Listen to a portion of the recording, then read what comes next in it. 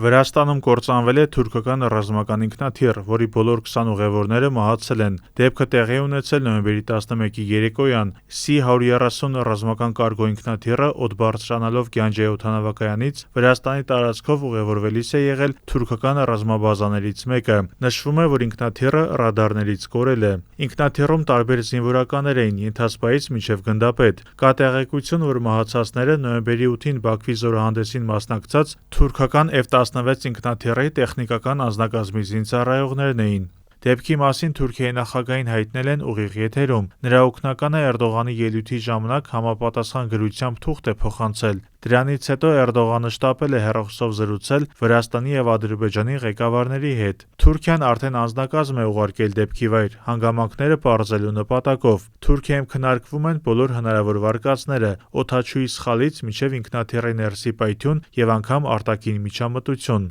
C-130 տիպի ինքնաթիռները կարող են մոտ 90 հոգանոց անձնակազմ եւ ընդհուպ 20 տոննա ռազմական բեռ տեղափոխել։ Ամերիկյան արտադրության այդ ինքնաթիռները թուրքական զինված ուժերի տրամադրության տակ են 1964-ից եւ համարվում են ամենաապահովներից։ Դրանք բաղկացած են 4 շարժիչից եւ անգամ 3-ի անսարքության դեպքում կարող են վթարային վայրէջք կատարել։